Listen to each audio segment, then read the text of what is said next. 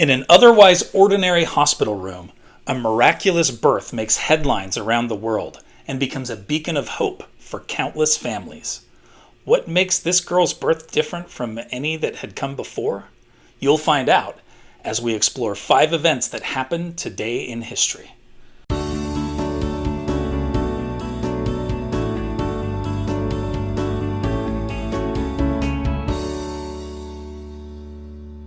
In 1978, Louise Joy Brown, the world's first baby to be conceived via in vitro fertilization, or IVF, is born in Manchester, England, making headlines around the world. Little Louise weighs 5 pounds, 12 ounces. Her birth marks a breakthrough in medical treatment for infertility. The Browns' IVF doctors, British gynecologist Patrick Steptoe and scientist Robert Edwards, had begun their pioneering collaboration a decade earlier. Once the media learned of the pregnancy, the Browns faced intense public scrutiny, with some raising legal, ethical, and religious questions. Today, IVF is considered a mainstream medical treatment for infertility. Since Louise Brown's birth in 1978, more than 10 million babies have been born worldwide through the procedure. In fact, the Browns have a second daughter through IVF named Natalie. In 1999, Natalie becomes the first known IVF baby to give birth to a child of her own. The child is conceived naturally, putting to rest concerns that IVF babies would be destined to have fertility issues of their own. Natalie's big sister, Louise, the original test tube baby, also conceives naturally and gives birth to a child in 2006. It's impossible for me to talk about this story without it becoming personal, as 3 of my 4 children were born thanks to this medical miracle. It is also impossible to adequately express the pain, frustration, hopelessness, and ultimately joy Mrs. Lewis and I experienced during our journey with infertility. In 315, the newly built Arch of Constantine officially opens near the Colosseum in Rome. It commemorates Constantine the Great's victory over his rival Maxentius at the Battle of the Milvian Bridge 3 years earlier. It is the largest Roman triumphal arch, at 69 feet high, 85 feet wide, and 24 feet deep. It is just one of the amazing sights Mrs. Lewis and I visited on our trip to Italy in June 2024. In 1853, inspired by a $6,000 reward, California Rangers capture and kill notorious desperado Joaquin Murrieta and his right-hand man Tres Dedos, aka Three-Fingered Jack. The Rangers then sever Murrieta's head and Tres Dedos' distinctive hand and preserve them in whiskey. They transport these macabre body parts to show to authorities in Stockton as proof to collect the reward.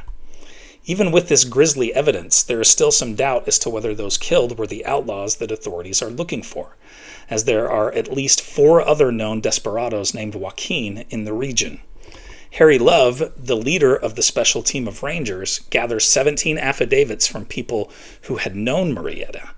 The state agrees and pays out the $6,000. Love further profits from it all by touring California mining camps and charging $1 to see Murrieta's head. The head ends up in a museum in San Francisco, where it is lost in the Great Earthquake of 1906. A fictionalized version of the story plays out in the 1998 movie The Mask of Zorro, as Antonio Banderas' character Alejandro is the brother of Joaquin Murrieta.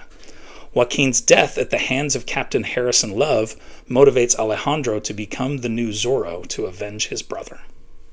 In 1945, during the Potsdam Conference in the closing weeks of World War II, U.S. President Harry Truman hints to Soviet Premier Joseph Stalin that the U.S. has developed a new weapon of unusual destructive force, hoping to put pressure on the Soviets to concede to U.S. demands during the negotiations.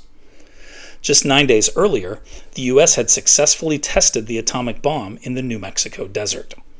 Stalin seems unfazed by Truman's revelation, perhaps because Soviet spies had long since reported the existence of the Manhattan Project to their leader. In fact, Stalin knew about the effort to build the atomic bomb before Truman did. Truman only learned of the top-secret nuclear program after being sworn in as president a few months earlier. In 1956, in a heavy Atlantic fog 45 miles south of the Massachusetts island of Nantucket.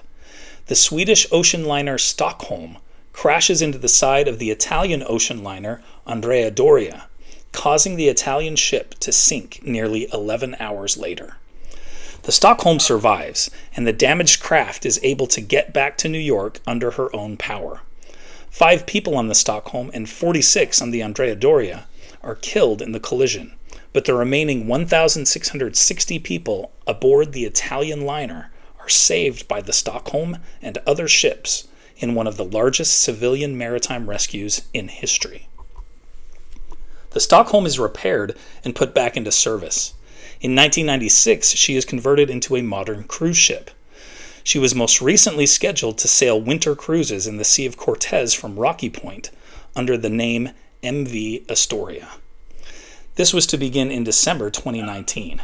Dry dock delays and then the COVID pandemic ended that plan.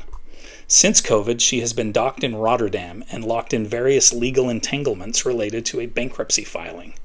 In 2022, she broke loose from her moorings during a storm and crashed into a container ship.